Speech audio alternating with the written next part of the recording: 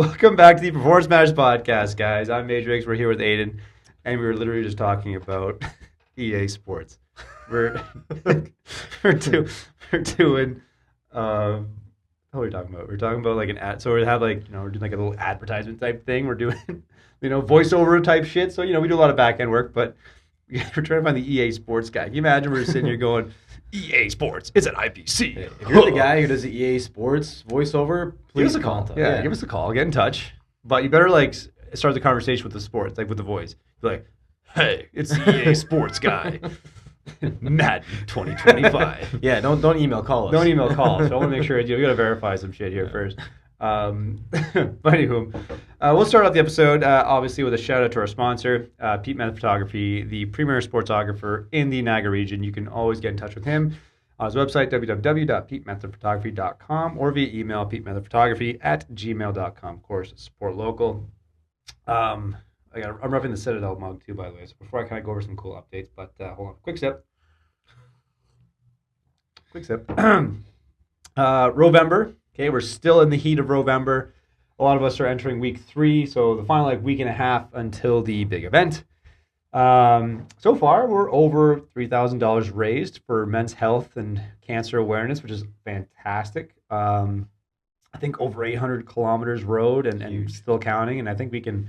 Who knows? I think we can push it to the 1,000 mark when by the end of the month. Definitely. I think we can definitely push to the 1,000, if not more, at the end of the month, which is great. We have 15 to 20 participants actively doing the ergs every week, so it's really good to see that kind of excel. I was very happy with the community, obviously. So I'll do some more shout outs again on that, but big shout out obviously to Marissa and Riley and Rachel and Marcy. It was there this morning too, just getting after it. So it really is cool, the kind of theme we have going on with our community, and really, I'm always really grateful for that because it makes it so much fucking fun. Let's be honest, fucking no one looks forward to a fucking 3x1,000 meter sprint on the erg. If you saw that on a program, it'd be like, oh my god, what the hell? Why the fuck are we doing this? Yeah. You know what I mean? It's we were talking. I was talking with Laura this morning. She's because she's a week behind, so she was doing the 3x1,000. She's sitting on there, she's like, I don't know why I'm getting nervous about this. I'm like, because it's fucking hard. Yeah. I said, it's not like when you go with her, with a buddy or someone else, hey man, what do you want to do tonight? Let's go for a jog. Yeah, we can go for a jog. You kind of just lace your runners up, you put your little quarter zip neon lights on. Such low buy-in. So yeah, you just kind of, everyone can go for a jog. No one says, hey man, you want to go do fucking 4x100 meter sprints? Or 4x200 meter sprints? They're are you fucking mad? It's no different than what guy, hey, you want to go to the gym? All right, let's go bench. I just want to bench, man. Why? Because bench is fun and low. Fun. You like doing it. Relative to everything else, as low tax. No one says, hey, man, you want to go fucking power through a seesaw of back squats or deadlifts today? They're like, fuck. It's because hard shit is not appealing. So it's the long steady state on the erg obviously is a lot of fun because you're just you can do it. You can do it. You know what it feels like. You're not going to hit a threshold where now you're an oxygen debt and lactic threshold Yeah. You're pretty much in the aerobic energy state versus I have to kind of crawl into the lactic where everyone is fucking miserable. So I love the post row pictures too. Oh, we got to keep those up. That's awesome. They're phenomenal. They're phenomenal. There's no comfortable way to get your legs in the best position. My quads were on fire after the 3x333. Very weird number, by the way. 3x333. So just shy, 999 total meters. Shy of 1,000. A meter shy of 1,000 for the workout, but I could not, for the life of me, get in any comfortable position whatsoever. My quads were fucking cooked. It is pretty miserable. After less than 10 minutes of work, you wouldn't imagine. The amount of pain. Because it's just that it's not short enough where it's a true sprint. It's just the alactic. It's you're literally creeping into the lactic threshold. That is the energy system that we're everyone hates. Right. Everyone loves the first one, right? Less than 10 seconds of work, full burst. You're not sore, you're not cooked. You're just fried in a different kind of way, but manageable. Everyone likes the last one, right? It's a long, steady state. You can go for hours. You really had to. Everyone avoids the middle for the exact reason that we all get nervous for. It's because it hurts. It's a painful energy system and threshold to kind of meet. But it's interesting to hear about the strategies going into each day. I was talking to Alex last night, and she was like, "Yeah, we kind of talked about how we want to stay at a good pace for most of the first and middle of the last one, and then once it all starts, some of it just goes right out the window." Yeah, 100%. It's a lot of it for Rowvember. It was again, I'm not experienced on the erg. You know what I mean? So for me, it's been a lot of fun to just learn and practice that as a new skill. And then now trying to like keep kind of stroke rate and then like your splits and everything else like that. It's kind of fun to kind of really dial in on the numbers a little bit and kind of take a look. But I remember when I was doing the other one, like yesterday, the 3 by 333, he was like, just kind of settle into your pace, hold that. I'm like, okay. So I started going. I fucking came out of the gate way too hot, but I thought I was settling in. I'm like, okay, I felt good. Right. Turns out I was not settled in. I, in fact, was not settled in. I was way too hot coming out of the gate. Hey, you're excited. Yeah, but I thought I was fucking, I was like, okay, this is actually pretty good. It has some good power, got a good rate. It took me like whatever, minute and a bit. I'm like, okay, we got it done. But then I could not sustain that pace for the next couple of even like whatever it was, a 3 or a 2 minute break or 3 minute break, whatever it was. Yeah, about 2 minutes between sprints. Yeah, it was a 2 minute break. So I'm like, even with a 2 minute break, I was still cooked, right? But it's interesting to say that because I feel like everyone had most of the same experience. We all did. Yeah, you go into it feeling like, okay, I'm gonna reserve myself in the first one. You think you are doing so, but then the amount of exhaustion just exponentially increases. It's because you hit that lactic threshold. Yeah. Like you did like a minute of work, and and then you have to quick break. Then you go back and you're just putting yourself deeper and deeper in this deficit. And you're just like, okay, it's starting to hurt. Where you literally are trying to push as hard as you can, and it does not have the output. I remember like that last one, I was like pushing. I'm like, why can't it not? I'm not hearing the rip or the whoosh. You know what I mean? Like what the hell? So, but it's gonna be. I think we're all gonna be very pleasantly surprised at the end of November when we do the 500 meter. Kind of test. I think it'll be a fun community thing. So yeah, November 29th. For anyone listening, November 29th, I think it's at like 10:30 in the morning or something like that. Yeah, okay. So it's sometime in the morning. November 29th, it's a Saturday. If you're interested and you want to come and just support, obviously just show up. It's free. And if you're interested in kind of ripping it for 500 meters, by all means, hop on and rip it for 500 meters and suffer like the rest of us. Go for it. But on that kind of note, I'm excited to enter the holiday season, obviously, and for a couple of reasons. But big one's going to be seeing a lot of our university athletes coming home. Of course. Assuming they do well in their exams, obviously they're still actively eligible. But I love seeing the kids come home and be excited for the second half of the season. They get to spend some time with their family and see their friends and kind of recharge and reload a little bit, which for all you athletes that are IPC alum, make sure you check your emails because our Christmas break athlete reload programs are been emailed out. So depending on when you get back from your exams, there's 1, 2, 3, or 4 weeks. You can pick which option is best for you. Just simply select your return date and then select your departure date, and then you'll be good to go, right? So the options there for you. Great time to, get back in, reload for the fresh half of the season, get some turkey in you, enjoy the holidays, but we're not getting so far off the mark. We're going to reload, as the name implies, and we're going to get ready for a very successful second half of the season as we enter to 2026. So if you are an IPC alum, check your email, and we'll also make an Instagram post so you guys can see it. We'll send it on like our newsletter blast as well. We'll have reminders. There'll be a lot of reminders. The point being is like there's options there for our returning athletes to make sure that we're getting the work done over the Christmas break. So it'll be a great time to catch up. So I'll kind of leave that there. But I want to kind of build on to I think it's important to have themed months. And this is why I say this, because we just did Squatober, right? Squatober, which I think was a lot of fun. We're doing Rowvember, right? Which again, great cause too. We're doing it for men's health and cancer awareness. And then we're going to enter into Deadcember. Huge. Literally huge. A lot of tugging. That's going to be a month full of tugging. Nice. So, and I think a lot of strength conditioning coaches or sport performance coaches, they kind of shit on it. They kind of poo-poo on it, if you will. And here are my thoughts on the whole theme months. And I'm just kind of shooting the shit because I've done Squatober and Deadcember since 2019. And the reason I want to try is because it's for anyone else who's not competing. I'm not in any competitive sports anymore, obviously.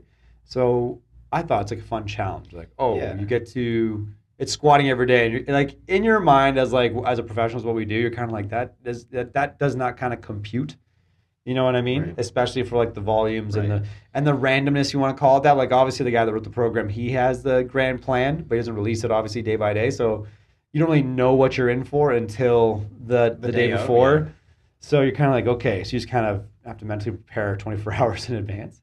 But at the end, let's kind of go through the pros and cons of everything. I get why people would be skeptical of it. It's like, who the hell is, in this example, squatting every day? Or Deadcember is like deadlifting every day. Rowvember is like you're rowing on the erg, whatever. It kind of goes against a lot of the principles. It goes against a lot of principles, right? A lot of principles of good programming. Mm-hmm. But, saying all that, to all the professionals that are poo-pooing on it, it's like, well, so? Like, it works for some people. Yeah. Like, honestly, it works for some people. It's like, I'm not saying that's the best way. I'm saying it's just another way. And it's like, if you're keeping people engaged in a fun, competitive way, like, I get it. You don't know what the workout is until the day before. You're like, oh, shit, I got to do this. It's like, holy crap, we're doing like 85% doubles for 11 minutes, just as many as you can get. Like, that goes against principles, but it's crazy because you do it. I know. You look at it and like, you're like, oh, man, I don't know if I can do that. And then you do it. So I guess you could do it, Yeah, you could do it. So then you start to wonder, it's like, well, all these other pre-programmed things that I've been doing on a systematic plan, you're like, was I really hitting the thresholds I was supposed to be hitting when I literally just threw shit at the wall and just said, fuck it, go for it? Yeah. And you did it, and you're like, shit, what else am I capable of doing? Like, was I truly pushing the efforts I needed to push before? So I think that's what's kind of fun about it, too. It's like, you really are just doing it for the sake of doing it, just to find out. And I think there's less pressure to, like, always... Right. Hit it the way you want to hit it, but then all of a sudden you're like, okay, I'm hitting it. The other reason I think it can work for some people is like if you're doing one thing for an entire month, not saying it's good for everything, but I'm saying if you're doing like one skill, like back squatting or deadlifting or rowing as an example, you just have more frequency at the skill itself. You're getting more skill practice. It's just practice. You're literally practicing the skill at different volumes, different intensities every day. So it's hard not to at least get better at that skill, right? For some people that might only squat twice a week, maybe 3 times a week. Now you're squatting 5 times a week, right? Plus supplementary squats sometimes, front squats and berserker squats and everything else in Squatober. Deadlifts, you're doing RDLs, you're doing front squats still. Like you're getting a lot of skill practice. I think that's a big part of Rowvember too, right? It's no different. Like a lot of us don't really spend a lot of time on that's the erg. That's how I got into it. I've learned a ton, That's the whole point. Right? So people kind of like poo-poo on these theme months. And like, if nothing else too, it's like, if you're not a competitive athlete, and I would agree. I think people competing in season sports don't do Squatober, don't do Deadcember, don't do Rowvember. That's fine. Like, you got bigger goals in mind. You got bigger goals in mind. These things are probably going to help you. This is for everyone else that just is excited about a challenge that can afford to do the challenge. Like, why not? Like, it keeps you engaged. It's actually a really fun community, right? Everyone's kind of checking the group chat. Everyone's kind of checking the leaderboard. So I'd like to emulate that when we head into Deadcember again. Say, okay, well, we're designing our own Deadcember plan. Like, you're already aware of it, but for those listening, you'll kind of get first access, obviously. But we've kind of done our own Deadcember plan. We've modified it so it's only a 3-day-a-week Deadcember plan. So, it's a little more digestible. There's some breaks in there, so it's still a good challenge. I think we had some fun theme days, but it's gonna be free for anyone that wants to do it. We'll send out a content blast over email so you guys can see it or get the access code. It starts on December 1st. So you guys can be a part of the group chat too. If wherever you're doing it, you could ask questions, whatever. So I think it'll be another fun opportunity for just, folks in the IPC community to kind of rally around and just do some heavy hoisting for a fun month. But that's kind of the point, right? 100%. It's not supposed to be, in replacement of a systematic program or progressive program. It's literally just in addition to, or maybe a fun substitution for, you know what I mean? Like, hey, okay, we're not going to do D series today. Go hit your Rowvember workout. Like, it doesn't have to be that serious. Right. You know what I mean? At the end of the day, we know that if we're going to preach frequency and consistency are going to be greater than intensity, then don't poo-poo on it when you're able to get more frequent practice at just effort. Right. At just more effort. You know what I mean? Like, it doesn't always have to be the weight. Like, they're doing more skill practice on the erg with just effort. You're getting a sweat every day. You're pushing yourself in some regard every day. Same with Squatober. You're squatting every day. Not always didn't always feel the bad. It's like, you some days just had to move it, but you're doing it frequently every day. Every day is still more practice. It's still more practice at a relative intensity that makes you challenge yourself. So it's like, I get it. Other professionals in the field, like, it's not the most ideal program, and would you do it for, I think it's just pick your populace, but at the end of the day, it's just a fun challenge and it's so open to, like, hey, you don't have to do 90%. Like, 90% could be like 60% of your training max, whatever it is. Like, it's so just tweak it a little bit to have some fun with it, man. If you have some fun with it, you'll stay engaged. You will be more likely to just be more frequent and consistent with it. And that's the whole point. Like, we're trying to drive consistency as our number one thing. Because once you drive consistency and like some positive enjoyment about it, it makes it so much easier to start stacking like more challenging things on top of it versus, you're already infrequent as it is. You dread doing it. Like you think you're going to feel good getting fucking cooked. And then say, I can't wait to do it again. Yeah. Well, like I want to get after that one thing you said in the end there about why we're doing it. And then that was kind of my attitude going into Squatober. Is like if you don't have a specific goal in mind, let's say you're a competitive athlete, or not a competitive athlete, I should say, and you are really just looking for that next challenge. That was my attitude going into Squatober. I was looking for, all right, like what do I do next? What am I really training for? And then I said, why not? There's no really reason why not to do this, so I'll do it. And I had a lot of fun doing it. It was a lot of fun. Yeah. Like that's kind of the whole point, right? Like for Squatober, the guy that programs it's like they've been doing it for like 11 years, so they have like this big worldwide. The whole world is kind of like doing it. No one's saying it's the fucking best thing to do. No. It's more about like, hey, it's just a month for us all to kind of be on the same page. We can post some funny comments. It's like a weird sense of community that's kind of via social media or whatever like that. But you're kind of being held accountable. I remember in the past Squatober years, we've literally been a part of group chats from guys in Pennsylvania, whatever like that. We have like 10 people in a group chat, just everyone uploading a video of them doing it. It was more fun just to be like, yeah, great job, man. Like, woo, what a way to go. Because they're in there with you. Yeah, no different than how our Rowvember has a group chat. Exactly. You have like Dave lighting it up and Dan, like they're all in there like just feeding off each other's great energy. So it's like, what's the harm in that? You know what I mean? Like exactly. Just fucking move some weight and do it regularly and it's just have fun with it. So if anyone that kind of poo-poos on, it's like, I get it, but who cares? Right. Like, who cares, man? Like, let people have fun with it. There are worse things people are doing out there. There are worse things people are doing out there, you know what I mean? And furthermore, like, can we not just maybe celebrate the fact that we're, like, trying to be consistent and they're also leaning into the community aspect of it? So, yeah, I don't know. I think... You're suffering, but hey, the guy beside you suffering, they're right there with you. Yeah, exactly. So, I'd like to emulate that same thing with Deadcember 2025. I think that'd be great. Again, maybe not for everybody, but it's just an opportunity, right? If you want a challenge... We got one for you. There you go. If you guys are looking for something to do for the holiday break, do Deadcember. Right? It's free. It'll be out there. You can see the code on our Instagram when it comes out.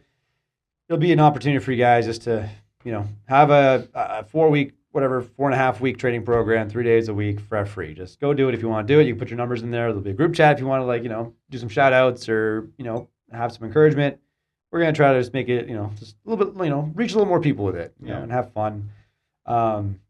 But yeah, I'm excited for the holiday break with seeing the kids come back, getting after Deadcember. But pretty much that's going to be, I think the bulk of what we kind of focus on coming up. But yeah, we got another busy few weeks coming out here. But like it'll be fun. It'll be fun. I'm excited. I'm curious to see how we finish up a lot of our teams going into Christmas break. I know we've had some. Again, we tell our athletes too. It's like November is a very weird month. Yeah, November is a weird month because. When September hits, even into October, everyone kind of has that fall energy back to school. That's still nice out. They have all the autumnal, which by the way is a word. I didn't fucking realize that. Where do you think I learned that one from? I have no idea. Autumnal? Autumnal. Of course, that's not an actual word. I swear to fucking God, it's a word. Google your fucking phone. Autumnal. Autumnal. You know why? Because my fiance loves this shit. My fiance just autumnal? Autumnal. Is that a fucking word? Autumnal. A characteristic of or occurring in autumn. So like autumnal. Yeah, motherfucker. Like just like a period in time, I guess. Yeah, sure. Okay. All right. If you want to use it as an adjective, and yeah. I'm going to say autumnal as an adjective. Shut up. I'm going to say autumnal. But anyway, so once this autumnal, whimsical thing kind of passes, right after October, it's like boom. Everyone kind of just draws a parallel. Okay, it's winter now. Mm-hmm. So now it's like okay, it gets dark at like 5 p.m. The temperature has dropped. And there's nothing really to kind of fill the gap until like the holidays. And then you kind of fall into this, I would say like holiday lull. And this is why this might be like a very grim take. I'm not a really big fan of the Christmas holidays. No. I'm not a really big fan of the Christmas holiday. And not for the reasons that most people think. Like I love seeing our kids come home. I love getting to catch up with them. And I love that part because for every reason they have not to keep working hard on the Christmas break, they actually enjoy it a lot more because it's a little more relaxed. It's almost like when they come home for the summer. They get to work hard and there's just that period of like less stress because they don't have to worry about school. They don't have to worry about exams. They literally just have that time to focus on like one thing really well. One thing to work on so they don't have to take away all the, like you said, exams, games, practice. They just come home, put it to work. They get a couple of weeks of just focus on one thing and like once that thing is done for the day, they can go relax and do everything else, right? So I like the holiday break for that reason. But I'll just kind of go to the general sense. So like, holiday returning athletes and people working inside. Most people, right? Once you kind of enter that mid-November range, it's cold, it's dark, people start planning the holidays. It's very easy to now just get very complacent. Yeah, like I want mail it in a little early. Yeah. And then you start to run into the issue, which we always see, which is going to be the New Year's resolutioners, which for me, I get it, new year, new me. But again, just look at the stats on how that typically plays out, right? Most give up their ambitions. You're riding a high. It's a dopamine hit, right? But again, let's look at this again. Why are the holidays, like why is winter, again, I'm not a big fan of winter, but some people say they love winter, right? They love snow. It's like, why they like snow? Because they associate it with that whimsical Christmas holiday spirit, which is fun and fine, which is great. And then the minute New Year's Day hits, they wish the snow was gone. Why? It's because they associate something with that dopamine feeling, that's warm, fuzzy feeling, right? So same thing when you kind of approach New Year's. I love it, right? It's a great energy. Everyone's like, yes, it's New Year's. I'm going to do all these incredible things. It's great to set goals. But it's like, why are you waiting for a arbitrary day on a Gregorian calendar year to now do it? What's really changed? What's really changed, right? I like to see people that kind of take a preemptive, like, hey, if you truly wanted to set some lofty ambitions and the New Year's resolution thing, why don't you start right now? What's one thing, like, if you're talking about New Year's resolutions, like, kind of, because as we get closer to the end of November, people are going to start kind of having that, like, okay, next year I'm going to do all this. I'm going to train 5 days a week. I'm going to do all this. It's like, okay, well, you're talking about training 5 days a week. You haven't trained more than 1 day a week. How about, like, what's something you can start right now to, like, just kind of kickstart your quote-unquote New Year's resolution right now? Why don't you go to the gym once a week or twice a week right now? Kind of like get a running start, if you will, into your New Year's resolution. Because now you're actually going to build some habits before the hype and the holidays and the buzz. Because around the holiday season, again, late November, early December, people have already kind of made their plans. Like they're kind of taking off for the few weeks. They have that holiday break. Their vacations all in order. Their vacations are in order. Like once, again, Christmas hits, there's that lull week until New Year's Day. Yeah. And then there's this big crash right after New Year's Day. Why? It's because that high of the holidays is now done. And you have really nothing to look forward to until spring, essentially. Right? So all of a sudden, that cold, dark, bleak winter just kind of hits you, and it's over. You're in the trenches, and you're in there for a long time. Right? Now. Which is why I don't like people staying up. Again, I'm biased, but I don't like New Year's Eve. I don't like staying up for New Year's Eve. I'm like, because I get it. It's fun and celebrating. But me being the cynical old man I am can be, right? It's like, I'm going to, you have all these lofty ambitions. You stay up till midnight. You're popping champagne. You're drinking. You're having a great time. It's like, and then you're going to start the new year hungover, cold, and broke. Then reality hits. That's reality. Yeah. All right. How did you start January 1st, 2026? Well, I blew all my money in alcohol. I have a massive hangover. and I got to hit the gym 5 times And I got to hit the gym 5 times this week. You really said, let me dig the biggest hole so I can really take the year to climb out of it. Right? But that's me being cynical. Yeah. So for me, this is kind of why I'm not a huge holiday fan. Don't get me wrong. I like seeing people I love. I like spending time with the kids and seeing all that kind of stuff over the holiday break, watch them train. Love catching up. I think my version of holidays, like you just take one stressor out of the equation for a couple of days, but it doesn't teeter you away from... You're just shifting the focus. You're shifting your focus. Yeah. You're not just throwing the whole thing out of the way or saying... oh, you know what? I kind of missed this week. Well, it's okay next week. It's Christmas time. It's okay New Year's Day. It's like, well, now you're just, you're digging a deeper hole and moving further away from the big vision of what you had originally. Right. And you're really just rationalizing because it's the holidays. And I get it. Like that is that time of year. But if it's something that you're trying to sustain and build and kick things off right, it's like there's nothing stopping you from just taking a step now. Yeah. I do like that because it makes it more of your choice. Yeah, if you get towards a new year, like there's so much pressure for you to get started and make changes. If you start right now, then it's your decision to start making change. There's no magical, whimsical force that's telling you to be different. It's literally just some arbitrary thing. New year, new me. It's like, who the hell came up with that? Yeah. How about December 1st, new me? Or how about like new me November? Yeah, hey, start a new trend out here. New me November. Like, I don't know. It's just some arbitrary thing. It's like, if you're striving, and again, because usually most people's goals are fitness related in the new year. It's like, I'm like, we don't really get a ton of New Year's resolutions because our people that are just working are just training anyway. Like they don't need they do year round. They don't need a day of the year to say now is the time to do it. They just do it because it's something they want to do and choose to do and are dedicated to doing. So it's like, here's my advice for you. If this resonates with you, if you are that person that is looking to the new year and say, okay, I want to use 2026 as a time to work on myself, get better, more physically fit, healthy, all this kind of stuff. I don't know where you're starting from right now. Okay.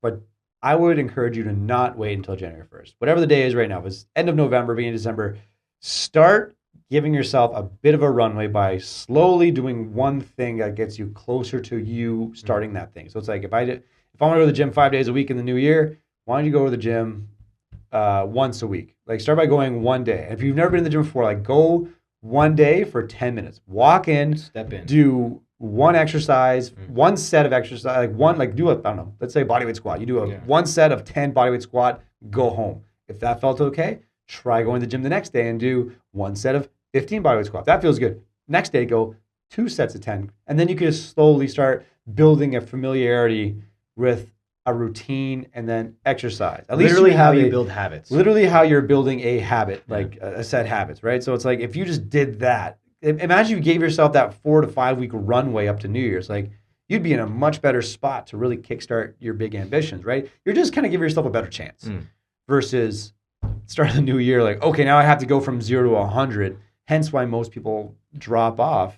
They get hurt. They end up more sore than they thought they'd be, and they say, "All right, this is not for me." By like, it's very because again that it's just like that holiday dopamine hit. It's a very fleeting feeling, right? You can't live there. You got to kind of come down. This is very cynical, but you can't just live on that high of the holidays and then just blow. That's like saying, "Oh, the holidays here. Okay, I'm just gonna binge drink. I'm gonna binge eat. I'm gonna do things that I would normally never do on a weekend or a weekday." But because it's the holidays, you see all those memes like, fuck it, it's Christmas. I'm going to drink at like 9 a.m. Like, fuck it, it's New Year's. I'm going to start drinking at 8 a.m. Fuck it, it's Boxing Day. I'm going to drink at 2 p.m. It's the holidays, it's the weekend. I'm going to drink. The whole week is gone. The whole week is gone just doing things you'd never normally do. So it's like, I'm not saying you can't have fun. I'm saying like, is this really like, and that's why you get that feeling because you have this fleeting sense of freedom and relaxedness, which can be all well and good, but at the same time, it does come at a cost.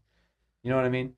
So for me, I'm not a big holiday fan of like, for that reason, like I do enjoy spending time with people in the holidays. I like, for me, it's peace. Like, hey, I just want to be able to sit. I want to relax. I want to de-stress. I'm not taking away from doing things like, think about it.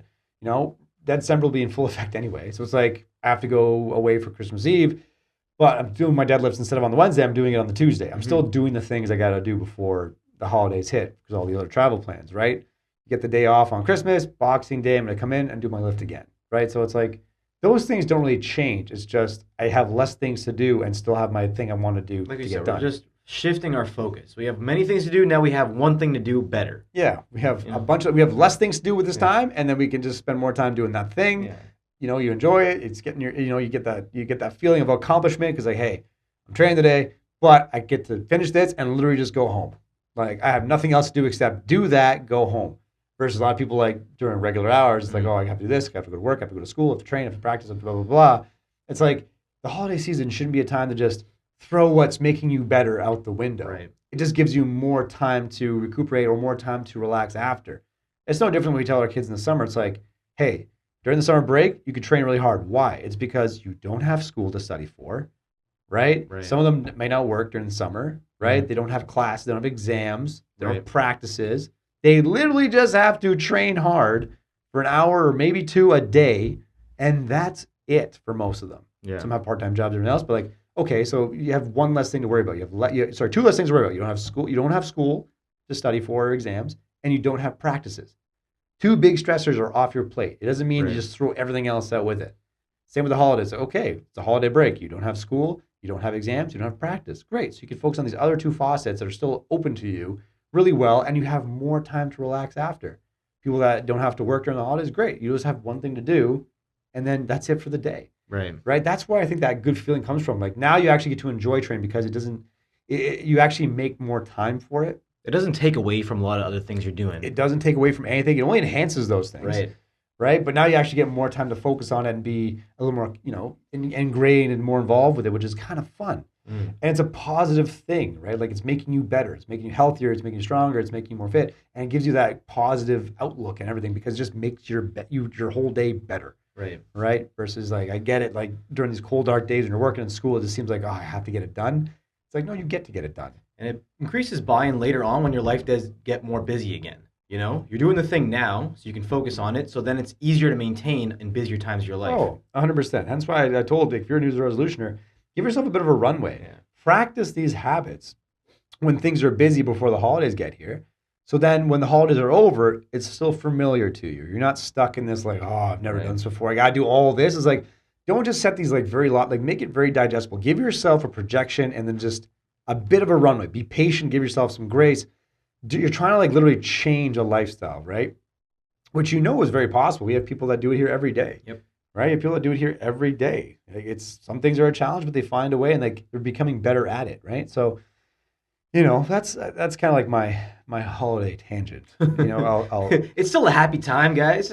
yeah, it's like I do like the holidays. Like fall is my season. I love Halloween. Like I'm a big Halloween guy. You know what I mean? For obvious reasons. Like you have Squatober, it's still decently warm out. Yeah. You know what I mean? Like fall's like that energy's still in the air. Plus, if you decorate your house really cool, you literally have people coming to knock on your door for candy and give you compliments. It sounds fake, but it's true. A real thing. It's like I could decorate the shit of my house for Christmas, which I already did. No one's knocking on my door telling me how great it is. You know what I mean? That's a good point. Because it's a great point. Yeah. You can't argue that because at Halloween, kids will literally change their route to go see the cool house and then tell you how cool your house is, which is awesome. You know what I mean? Christmas, no one's like, we should just stop the car and knock on this person's door and just tell them how great their house is. Wouldn't it be great though? Wouldn't it be great? Like just Halloween with candy canes. Like, thanks, man, candy cane. Thanks, man, candy cane. We gotta get that going. Christmaween. Hey, not bad. Hallowmas, sure. Autumnal. Autumnal. Okay, whatever. Don't butcher it, right? I don't know the phenotype or like what do you call it? The linguistics. Jesus, linguistics of a it. Big word too. I didn't believe her when she said it was a word either. I was like, autumnal. I'm like, did you just make that up? She's like, no. I'm like, it sounds like you made it up. She's like, I'm a librarian. It sounds like a made up word. I'm like, so? Like, doesn't mean anything. Look it up. I looked it up. I was like, shit. Shit. All right. You got me. Autumnal? I guess we're autumnal. Is there one for winter? Winternal? I think it's just called hibernation. I don't know. Yeah, I don't know. Yeah, I don't know either, but I don't know. I'm looking forward to, again, I'm looking forward to that. I do like December. Like December is a great month for a lot of reasons, right? But I think another thing I'm looking forward to too is the interns will be wrapping things up. So getting to see them finish up their curriculum. They've had a busy semester. So big shout out to Connor and Alfred. For those that are around the gym, you might have seen them on some afternoons, some evenings, on certain days of the week. They've been helping out with teams. They've been, they're master's students. They're doing their schoolwork, and then they're projects, doing exams, all they that. still got going on too. They still have their university, degree going on. They're also doing our internship curriculum, our projects, our assignments. Like they're doing all that stuff to pass their internship with us. So they've done a great job this semester. So I'm just thought I'd be preemptive with it, but big shout out to them. So if you guys do see them on the floor, just make sure you give them a thank you or something like that for all their time and effort. Like they are investing in you guys just like we are. So we'd love to see that. They've learned a lot, and I think they've helped out certainly. Yeah, they've done a great job. So I'm excited to hopefully be able to do one last hurrah with them at the end of the month or starting of December. They still have an RSVP to the Christmas party. That's a problem. It's like I don't know why they don't check their emails. Like it's hard to just. It's a new generation now. I don't know. No one uses their emails. I don't know, man. It's just check your damn emails. Yeah. RSVP. For all those people out there, if you're getting invited to anything, just RSVP. It could be RSVP no, just RSVP. All right, just let someone know. Like it's literally just the only reason people ask you to RSVP is so they can figure out how much food to get. That is literally it, right? Like if they invite 20 people, they want to know are 10 showing up? Or 15 showing up because that changes how many steaks they got to buy. All right? Steak. That's all I'm saying. Oh, jeez. All right. See, now you understand. Now you understand. You're like, oh, damn. Damn. You're like, damn, okay, right? So, all these motherfuckers like listen to this episode now and be like, shit, I should RSVP. Shit. But the funny thing is, by the time this thing comes out, actually, no, they might still be able to RSVP. Damn, this is your final warning, guys. This is your final warning. I'm not warning you on Monday just for this reason, because I'll be petty about it and just be like, no, I'm not going to remind you anymore. If they RSVP the day after, I'm like, too bad. The hint will be, did you listen to the podcast? Yeah. Can you imagine they RSVP the day after I think the deadline to RSVP and they say, okay, I'm coming? Can you imagine? That's going to happen. That's going to happen. I'll just do this. No. I'll be like, no, you can't come. Deadline's a deadline, guys. Now you can't come to you can't come to our Christmas party. You're not invited anymore. Yeah. Why? The deadline expired. It's like a Shopify discount code. You don't get to use it. You know what I mean? But that's fine. They're doing a great job otherwise. So it's funny to. They're a funny group. There's a substantial amount of growth too. You see, no matter like where these guys start, whether they have like a high degree of learning or a very basic understanding, then there is a certain amount of growth you see every single time. Yeah, we get different folks, and I'm excited. Like I said, who knows what interns we'll get in the summer. I know we don't have any for winter, which, I get it because that's the way the placement schedules work. But I'm excited for the summer. Like we haven't really had a good summer intern in a while, so it's kind of nice to maybe have one or two that might be interested, starting in like April or May when exams kind of calm down. And they get to see a different side of training around here too, because usually fall, winter semester, it's a lot of teams and stuff in the evenings. And then all of a sudden in the summer, it's mostly like mornings with all the returning college athletes. And that's kind of a lot of fun too, right? Oh, it's a great time. It's a lot of fun. Like summer, that June, July time is just like a really fun, kind of get after moment, right? And then August kind of all start settling back. But it's been a lot of fun. And, there's not much else I can say on that stuff, but I'll kind of say this too. Welcome to Iron Performance Center, Niagara's home for real personal and performance training. We're a community obsessed with building durable, explosive, game-ready humans. No gimmicks, no shortcuts, just training that works. From athletes chasing scholarships, to pros chasing championships, to regular people who just want to feel strong, move well, and stay built for real life.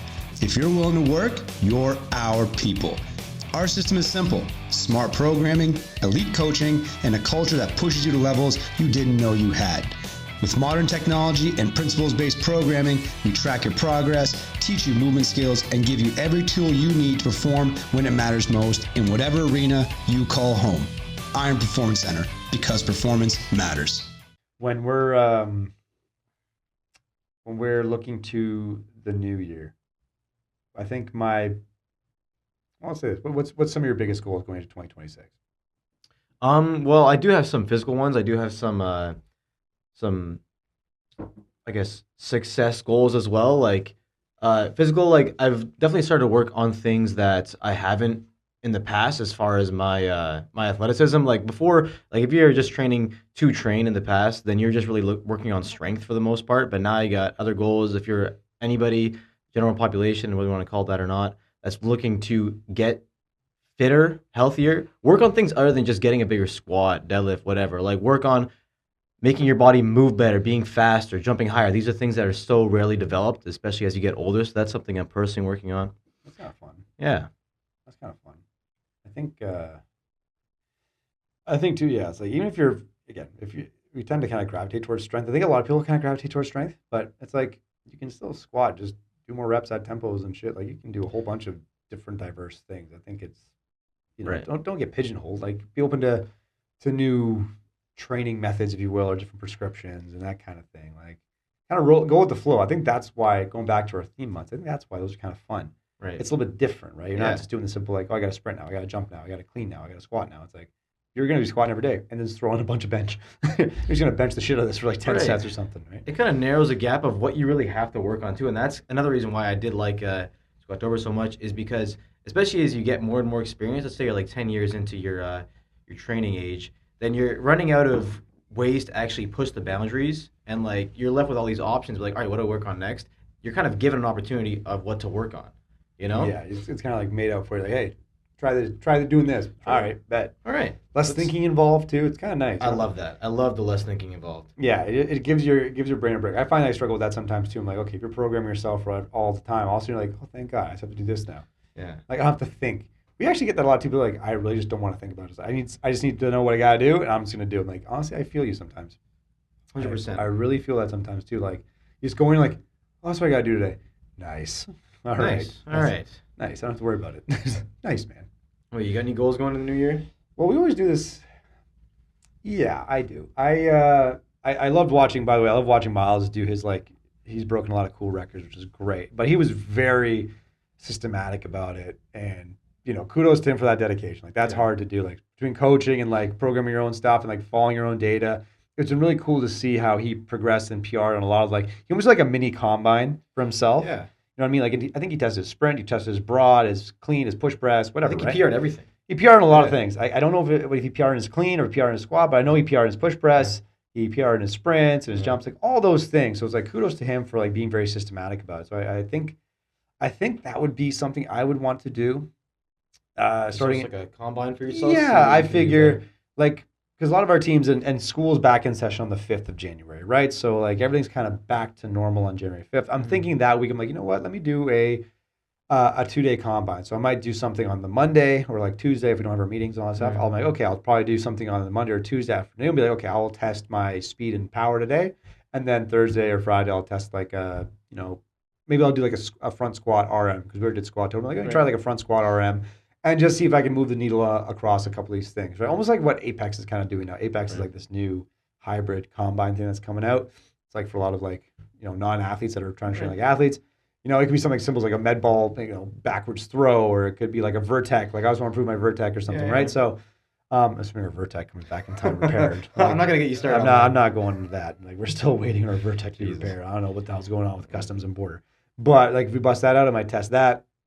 So I'd like to do like a little mini combine for myself, and then see if I could put a 3-day plan in place for myself, and then just kind of hammer these different qualities across the week. And be consistent, because obviously we know like coaching and everything else and the meetings and just trying to run a well-oiled or machine in terms of the operation takes a toll. It can definitely get in the way of sometimes. So I'd rather microdose 5 days across the week instead of 3. And if I can kind of break it up like an A and B series only, like every day, I think that would be my goal. Kind of like what I'm doing now leading up to Deadcember, right? I'm kind of like just doing like A, B, maybe a C series, focusing on 1 or 2 or 3 things. The current Deadcember plan has been I'm kind of getting ready for Deadcember because like you need some. I would encourage you to have some practice deadlifting, just kind of getting used to it again because the days are tough. So kind of December is like a true 3-day plan, and then once January hits, I'm going to try to do microdosed 5 days across the week. It's like 2-3 exercises, 3 to 4 sets, whatever it might be, and just hammer those qualities every day, like in different orders, just so I can get the dosage and get the frequency going. If I can like do that, I find that's more digestible. Sessions go from like an hour and a half or hour 15, hour and a half to now like 30 minutes or 40 minutes where it's a little more digestible. You just have to focus in for like half an hour and just hammer the crap out of it and then go back to what you got to do. That'd be a pretty good goal of mine. And, we always have this tradition, me and Jessica on New Year's. What we do now is I don't know, it's just kind of fun, but also weird. On New Year's Eve last year, it's like, I don't know, these, chicks and their juju shit. I don't know what they do, but what? We literally we had a piece of paper and we wrote down all the things we wanted to like leave. Oh, you know what I mean? Leave in the year behind. Okay, like I didn't know you're so superstitious. I'm not superstitious. I'm just a little stitious. Solid reference. Reference. I'm just a little stitious. So you write all these things you want to leave in the new year. You just kind of put in this little tin bowl and you just light it on fire, right? So. This is what we did last New Year's on like December 31st, 2024. We did all that, and then we said, okay, we're going to write out the things we want to do for the coming year, like whatever it might be. We read it out loud, and then we put it in like this little vault box we have, and we always, we keep it there. And then we just do some other voodoo shit. So like we'll take salt and we'll sprinkle it around the perimeter of the house. Wow, you guys are going all out. Well, it's ironic because you do that like, oh, it's going to ward out bad spirits. Funny enough, so last year we do this on December 31st, we put salt around the house, like, all right, bad spirits. Next day, someone steals a propane tank off my porch. I'm like, I was so pissed. You guys did it wrong. That's what happened. I was like, you did it wrong. Maybe I used the wrong salt. Maybe I should have used kosher. This iodized shit didn't work. I was so pissed. I come home, and the funny thing is, I didn't even notice it at first. I had my steaks on my kitchen counter. I'm all prepped up. I grabbed the steaks and the tongs. I go to my porch. I put it on the barbecue. I'm like, where the fuck's my propane tanks? I'm like, honey, where's the propane? She's like, I don't know. I'm like, what do you mean? I'm like, someone took our propane tanks. There's 2 of them. And she's like, that's what that noise was. I'm like, you didn't do anything? I'm like, you heard someone on the porch. You didn't even like, I was like. I remember that story. I was like, what the hell? So the salt thing didn't work. Yeah. You guys definitely did it wrong. That's what happened. That's what it was. I probably left a gap. Yeah. You know what I mean? Like maybe the wind blew the salt or some shit past the stairs or something. I don't know. That's how they got in. Yeah. They're like, I don't know how to get it. Oh, gap. Oh, salt. All right, there we go. We're good. Might as well just left like a enter here sign. Yeah, that's what it was. Like we didn't salt this. We didn't salt in front of the stairs. Jeez. So, well, but that's you know what the beauty is? You always have another chance. You know, a Yeah, new year, we'll try it this another time. chance. assault the perimeter of the new house. Yeah. Fucking, you know what I mean? Yeah. So that's what we usually do on like on New Year's. Well, it's kind of fun, and then we just play Scrabble. Nice. I think we went Nice. to bed like 10 o'clock or 10:30 last year. This year she wants to stay up till midnight. Dude, I can't. Don't got it in you anymore, huh? I just like, dude, like I was in Toronto this past weekend. We were in bed at 8:30. Saturday Nice. and Saturday and Nice. Friday, we were in bed at 8:30 at night because we still wake up at like 6. Like Yeah. even the alarms are off. Yeah. I'm still up at like 6 at the latest, 6:30. So I'm kind of like I'm just up. Like I'd rather just do things earlier in the day, and then like once that 8 o'clock hits, especially like now with the being so dark, you're naturally kind of hibernating. You know what I mean? So Well, I've talked about it a few times with people. Is like when that dark weather kind of creeps in, it kind of motivates me sometimes. I don't know if anybody feels the same way, but when it gets dark at like 4:35, I got this rush me like, oh shit, it is already dark out. What have I done today? I gotta get moving. you gotta hustle. Yeah, I gotta hustle. Like, what have I done today? And it's like already almost bedtime. When really it's like it's 4:30. You got a little bit of time left. And the opposite kind of happens in the summer. It's like 9:30. You're watching the sun high in the sky, and you're like, oh, like I got all day left. It's like you know? bedtime. Yeah, at sunset. dude. You're like, hold on. Oh shit. I get it. It's like a natural human. It's a human thing when the sun goes down early. Like you're naturally entering a hibernated state, right? It's circadian rhythms. Is it circadian rhythms or Circadian. circadian? Whatever you I don't want to fucking call know. it. Circadian rhythms. We all know what we're talking about. We know what we're yeah. talking. It's just I can't fucking pronounce it. It's like it's like those other fucking words. It's like autumnal. Autumnal. You dick. Anyway, yeah. It's just once it gets dark out, it's natural hibernation state. For me, it's like I would just rather get things done early in the morning. Like it's dark when you wake up. It's dark when you go to bed. Just hammer some shit in the morning. Get your first win of the day. That's kind of always been like my thing. Because I feel for these kids when they come in after school and like they had to train. Like I get it. Like we had some teams that have like really low energy, and those days happen. You're like, I got to find a way. Like I think what's been very helpful is like, guys, we got to find a win today.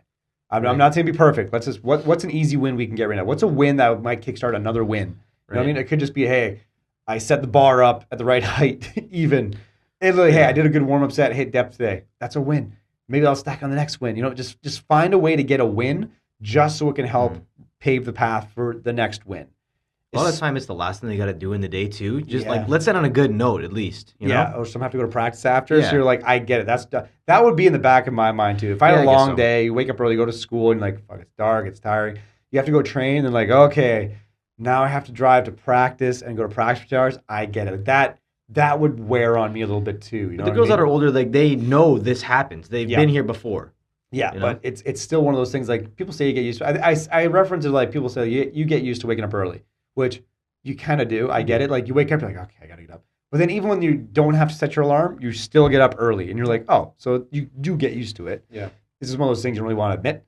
So it's like, you have to go to practice after. It's like, but if you can stack a win, I'm not saying you got to go like, hard to the wall every time and just kill yourself. It's like, we're keeping purposeful. We're looking to get wins. That's all we're trying to do. We're just trying to stack some wins in the weight room so we can stack more wins at practice, right? So it's like, if you keep that mantra, that mentality, that just might help, give you a little bit more juice in the tank when it comes down to it. At the end of the day, it's like, I get the motivation discipline thing, but it's like, I get it. We're human beings too, man. Like, we get tired. You and I get tired. Like, those you gotta days, find a way sometimes. there's days where you feel like doing fucking nothing. Yeah. Totally understand that. It gets to me too. But it's like, what helps me sometimes is like, I just need to get a win. Like, what's the smallest win I can get right now? It could just be, I might be on the whiteboard like, hey, I put some ideas for this program down. Okay, that's my win for the day. You know what I mean? I called 3 people today. That's my win of the day. Like, hey, I didn't do a whole workout, but I did 3 sets of 5 on the deadlift or something. That's my win of the day. Right? And then that might just pave the path to the next win of the day. And then you stack enough of those, you feel a bit better about your week, right? You feel a bit better about your month. So I do like that. I like how it's like going back to the whole, everyone's in this challenge. Like, it's dark for everybody. Yeah. Right? If someone else is trying hard, working hard, like I see like all the other guys working out, they're getting wins, that motivates me as well. If everyone else is if everyone else is still getting stuff done, there's no reason why you shouldn't be able to as well. That applies to the same way all these teams working together. If one person is just working hard, that translates to everybody else trying to get shit done. Yeah, it's like if you're the person under the bar and you have like a community behind you, it's like it's not one person squatting. It's you plus 5 others helping. Yeah. Right? So that kind of makes you feel like you're not in it alone. But I get it. Like sometimes you need to kind of battle those inner demons, you kind of need to.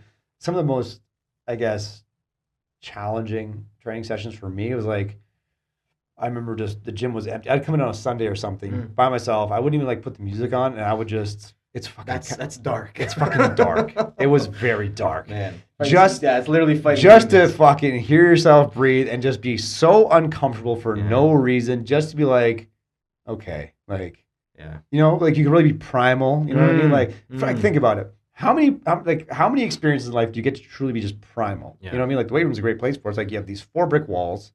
Right? You can grunt, you can drop weights, you can scream, you can get pissed off, you can get happy, you can get sad. You just get to be emotionally human. You get to be raw and just see the true extent of your capabilities. Right. So it's like, for me, when I was going crazy, I would just be in the gym on a Sunday, no music, you just put weights on the bar and you just go for it. And just win or lose, hit a good weight, feel this, feel that. You're like, you just hear yourself breathing. Do whatever you gotta do, like fuck, saying whatever you gotta say to yourself. There's no one around. Sometimes that was actually like, in a way, kind of empowering to me. For me anyway, because it's like you did it, you're like, that was fucking weird and uncomfortable, but you did it. Felt weirdly good. It felt weirdly good at the same time, like knowing like you just celebrated your own little success. You didn't need the music, nothing else. You heard yourself go through everything, and you just held yourself accountable to doing something, and you literally just said, I did that. Like I just, and no one else will know, but you have that internal respect. You're just like, I did it. No one else has to know. I don't have to brag about it. I don't have to post on social media. I just know deep down that I did that. It was uncomfortable. It was awkward, and I did it anyway. And I got to be raw, and no one judged me for it. It was just me versus me. Who can I rely on? I got to save myself. You know what I mean? I have to do this on myself. So sometimes, like, you kind of need that. You know what I mean? Like, it's kind of nice once in a while to just do that and just be like, okay, well, again, that's not for everybody. That's kind of me being fucking weird. But at the same time, kind of putting it into a practical sense, it's like, because some people do better on their own, right? It's like, hey, if it's you versus you on the barbell or on the turf or sprinting, whatever, it's like, might not need a hype man. Maybe you got this on your own. Like, see what you can do. Like, trust yourself to get it done, and like rely on yourself and find out yourself. Like, empower yourself to trust yourself to just save yourself. You could even have different attitudes about certain things you do. Like to use your example, like sometimes I do better just on a bar by myself, lifting in a silent space. But I tell you what, one thing when something I wasn't as comfortable with, like on the ergs, when I have you and Miles and Andrew scream behind me, actually trying to help me out, get it done, that helps so much. So it doesn't really apply to you entirely as a person. Some things might do better alone. Some things might be better as a team. Yeah, it's not isolation. There's always those moments where it's kind of like, it's nice to have the team support, and it always helps. I will never say that doesn't help. But it's nice to know that when times get dark, it's like you're going to have to rely on yourself. Because let's say you lose. You have to know what that feels like. You have to kind of navigate that. Like, your team will be there, but the way I see it, it's like it's no different than, let's say, for example, let's say we do this 500-meter erg thing. And it might not be the biggest deal, but let's just say it's a really big deal for us as people. Let's say we're really working for this. Let's say we had this, we set our record, like, okay, like mine was a 135.3. Let's say I'm like, I did everything right. I was sleeping right. I'm eating right. All in preparation for the 500 meter. And everyone's behind me cheering on the big day. And I get like 137. Right? They'll be like, man, I'm sorry. Like, whatever. Like, they'll support you. Right? But you're the one that's going to sit there. Like, when everyone kind of parts ways, you know what I mean? Like, it's quiet. You're the one that's going to sit there in your own feelings and your own thoughts. And you're going to They didn't do it. You had to do it. You're right. Like, they're all going to sleep soundly at night. And you'll be the one staring at the ceiling. So it's like, you have to learn to save yourself, rely on yourself, and kind of navigate those things, because you can play it off to a certain degree, but it's okay to admit that, you feel those things. It kept me up at night. You know what I mean? Like, I relate those to the days when I was competing, and that's why as an individual sport, I think you took things really personally, because if you're in a team sport, you can have a great game and still lose. Yeah. Right? You can get playing basketball, you put up like 40 points in a game and you could lose like 60 to 50. Yeah. You know what I mean? But you're like, I played great. But but you didn't. The objective was not achieved, but you had a great game. In individual sports, like, you have no one to blame or no one to applaud except yourself, right? You got to save yourself. Like, everyone's cheering for everyone else, but it's like the man in the arena. Like, it's just you versus you. So for, like I said, those weird days where like you just happen to feel the urge, like, I'm just gonna go and it's quiet at the gym, no one's there. I'm just gonna go. No one's here, no music. Let's just be very uncomfortable and see what I do. and see where I go and see how I feel. And you kind of you have a little bit of gratification, the fact that you kind of handle like a weird dark situation and you got through it, because now if those happen again, you know how capable you are of handling a dark, uncomfortable situation. You know what I mean? It's weird in a way, but it kind of makes sense. But at the same time, I get if it doesn't make sense.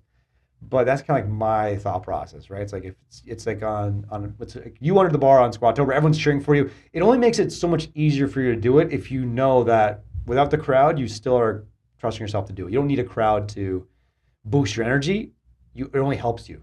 It's only an addition to. Okay. You know what I'm saying? Gotcha, yeah. So if you can handle those dark days on your own, like quiet, no music, and you still push, the energy might only make you better. Right. Versus if you've only had that and you don't have it. You don't have to rise to the occasion. You just fall to your preparation. Yeah, you fall like, it's like, I don't care who's out there, who's screaming or cheering. It doesn't really matter. It was always me in the 4 dark walls, no music, doing this anyway. Right? It was always me doing it like that anyway. There just so happens to be people now watching. But I was always doing this in the dark alone. Yeah. It's always like those weird boxing mantras, right? They're running the roads at 4 a.m. alone, right? Same concept. How bad do you want it kind of How bad do you want all that like motivational bullshit? Yeah. It's like the same concept. Those guys that wake up early and go for a run on the dark streets at night. It's like same concept, except mine was just in 4 walls in a gym. Right? So, but I get it. Like, I think those are, I don't know where the hell we came with that. Where did that come from? It was just... Maybe dark days. I don't know. It was just a really weird transition. I don't know where you start talking about dark days like that, but I know it was like with the teams and everything else, and like the energy and everything else. That I get it, but I think it can only make you better if you're able to do both, right? I think there's always going to be good to have team energy and team support, absolutely, but it's also nice to know like what you're capable of, quiet, alone in the darkness, to see what your true capabilities are, right? Like that's only going to bring to light the other thing, right? Truly, I think. So that's a good point. Yeah, like I think that's where so for example, a lot of my coaching points, if you hear me coach, right, or you hear me talk about, like if we have a tough workout coming up or a tough session or something like that, I'm not very good at just like kind of fluffing it up and being like, it'll be okay, we'll get, you know what I mean?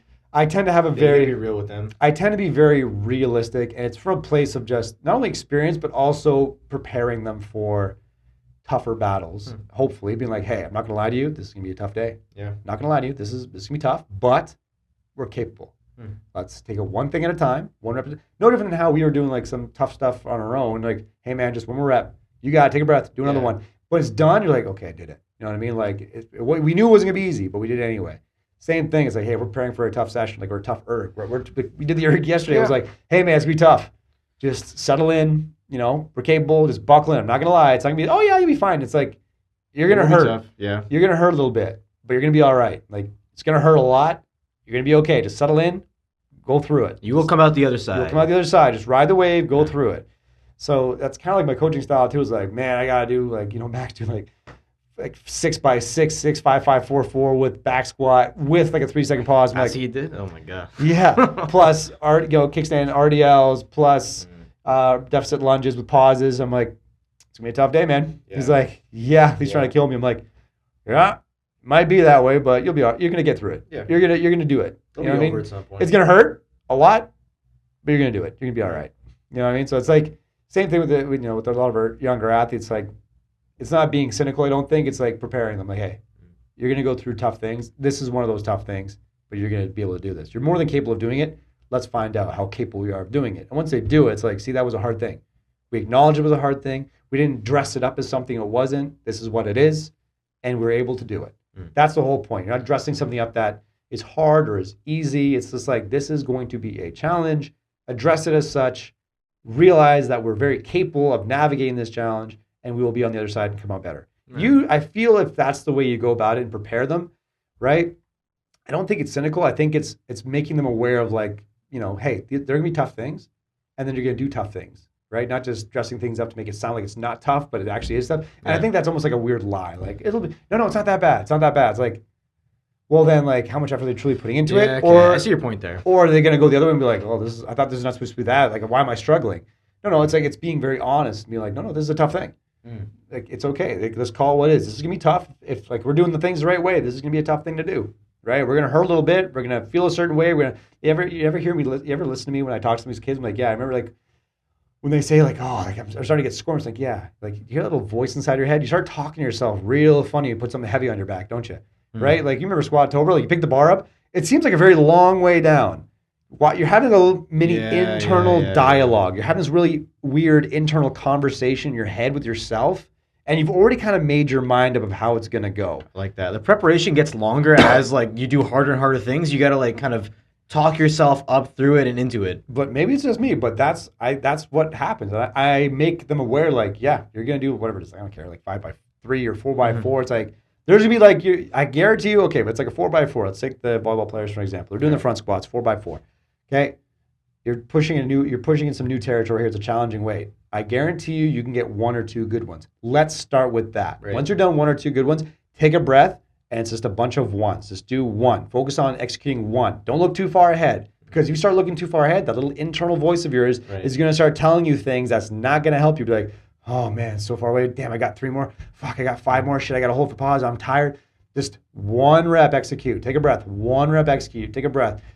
I find being realistic with that, it helps them navigate it, being honest. Like you're going to, because again, they're probably feeling that way too. That little voice in their head, they go, oh shit, you're right. It's like, yes, because I've been there. I get it. I'm not running from it. I'm not dressing it up as something it's not. It's a demon. It's there, right? Lean into it a little bit versus run away or shun it or suppress it. It's not going to go away, because when it comes to a very nervous game or a big competition, it's the same thing, right? Like, why do you think we get nervous or anxious before a big competition? Because there's all these things. So you're naturally talking to yourself in your head. You naturally start telling yourself, like, what if I lose? What if it's pretty much you like listing out a bunch of fears before the thing has happened. That's pretty much what anxiety is. Yeah. Is you are literally worrying about something that has yet to happen. You're putting something into existence that doesn't exist yet. So instead of like suppressing it and pretending it doesn't exist, like lean into it, like acknowledge and be familiar with the fact that that's going to happen. But lean into your experience of like, this has happened before and I've always been able to navigate through it and come out successful by practicing navigating through it. One thing at a time. Just take it one set, one rep, drive, one set, one play, one drill at a time. Acknowledge the fact that you're probably going to have this weird voice in your head, this weird demon on your shoulder telling you things, right? But you practice to get to that situation, actually say, oh, there is a demon sitting there telling me these weird things. You know what I mean? Or I could just be very screwed up in the head and actually, talk to demons. But everyone's got that, right? Right? Is that just me? No, it's not me. So I think that's just a very honest way of coaching. I think, again, I've always said before in the past that athletes respond to truth. That's just me saying what I know to be true, at least from my own experience. They don't have to agree with it. Maybe it's not true for them. Totally fine. But I think if you ask a lot of athletes that have done hard things or things that are unknown, right? Like you're trying to win a national championship. You've never won one before. Yeah. You've never won a provincial championship. You've never played the best seeded team in the country or in the province and beat them. So it's uncharted territory. So you don't know what's going to happen, but you can simply just lean and fall to your level of preparation. And part of that preparation has to be addressing the fears that are naturally going to start coming up, right? The fear of losing, the fear of the crowd, the fear of failure. Well, there's a difference between that truth and then just intimidation. If you tell them it's going to be hard and then they end up doing it, that's truth. But if they're intimidating and then put more fear on that one thing, then there's a different aspect to that. I think so. I think it's just, I always would say, like, I'm not trying to like intimidate someone, like, oh, it's really hard. I don't know if I've never said like, I don't know if you can do that. Exactly. You know what I mean? And that's the difference I'm talking about. It's like, hey, this is going to be hard. We're very capable of doing it. Like, let's take it one rep at a time. If we're going to fail, let's fail well and we'll get some feedback and move forward. It's never been like, oh, it's going to be tough, guys. I don't know. Like, maybe, maybe not. You're like, you know what I mean? Like, that'll happen if they're like picking like, oh, I want to go from like 40 kilo squat. I'm going to go to 70. You're like, no, that's now we got to go back to realistic. Well, no, let's go to 45 or 50 and then progress. I'm talking more of like just that overcoming that hurdle of the unknown. Like, hey, this is hard. I've never done this before. Let's take it one rep at a time, right? I know you can get a serve over the net. I know you can dig a pass, right? Like against anyone else, you can do this, right? You're more than capable. Just take it one play at a time. Lean in that voice, but don't let it control you. Like, acknowledge it's there. It's going to be there. You can't just say, oh, it's not there. I'm not talking about it. Like, because now you're in an avoidance strategy. You're avoiding the fear that you have. It's more like acknowledge that's there. It's okay. Normalize it. Make it familiar, and then execute anyway, right? Because then when you do, like, you start getting momentum. Like, oh fuck, like we're winning. Oh shit, I did it. Oh wow. It's like, so even with that demon on your shoulder, you're still able to execute at high frequencies. You're still able to push your boundaries. You're pushing your PRs. You're pushing your competition a little bit harder. All of a sudden, you're going into tough games. Like, oh wow, like we're actually winning. Why? because you're able to execute regardless of all these fears. You've acknowledged it, but you've pushed through. You've taken it one thing at a time, one point at a time, one drill, one basket, one play, whatever it is. You're doing it regardless of that thing being there, but you know it's there. You acknowledge it's there, right? Everyone has that dialogue. Talk to anyone self-talk is a thing. You're like, okay, anyone that's ever done anything hard for them, they do have that self-talk. So of course, it's literally a thing like psychology and sport. It's like self-talk. What's your visualization? It's all the same thing. You're creating these things in your head that have yet to exist, right? You're seeing yourself winning the match you haven't won yet. You're seeing yourself execute the drill you haven't done yet. You're seeing yourself succeed on a lift you haven't done yet. These are things that aren't in existence. It's just another form of anxiety, except it's funneled into now positive visualization. Right? Like, I would argue the difference, if you want to call it my own terms, the only difference between visualization, self-talk, and anxiety is one's positive, seeing you be successful. The other one is fear of failure. Really. You know what I mean? So it's like, you got to you got to be able to navigate both. Right. So I think that's my point. So I wouldn't say it's like a cynical coaching point of view. I think it's acknowledging hard things, normalizing hard things, making them, aware of their capabilities to navigate hard things instead of avoid the hard things, and then making those hard things familiar so they can default back to their experience making tough things familiar instead of in a championship game or provincial game, now it's foreign to them, and then that's where the fear consumes them. They become rigid, they get down really easily. You need to build practice and experience. That's why championship teams tend to win, like they're very consistent, right? They're not avoiding tough things, I would argue. They're not avoiding their fears. They're voicing it and making it normal, right? You put a face to fear, you can kill it. You put a face to fear, you can kill it. So acknowledge it's there. Right? Don't avoid it. So I think that's my tangent there. But that's a good episode right there. Fuck, that was a random one. That was random, but we'll call this one? We'll call it autumnal. The autumnal episode? Yeah. Sure. It fits the period. The autumnal episode. Wow. Yeah. All right. Dark days, autumnal, like the dark days. Yeah. The dark autumnal days. Yeah, that's what it is, really. That's what it is. Dark autumnal days. Yeah. Wow. All right, guys. You heard it here first. This is Performance Matters Podcast. Make sure you guys subscribe. If you want to keep hearing us talk about autumnal funny shit, like, subscribe, share, stay up to date. You can subscribe to our newsletter. You might as well be in the loop because it's just more fun to be in the IPC loop. So be a subscriber on Spotify, be a subscriber on Apple, be a subscriber on YouTube, and also just be a subscriber of us, man. Like, it's the best training community we have in, I would say, the province. I would argue, maybe the country, but I haven't seen everyone in the country yet. So either way, subscribe, join the crew. It's always fun to hear us just go off on random stuff. So like, subscribe, share. This is the Performance Matters Podcast, guys, and we will see you all next time. Peace.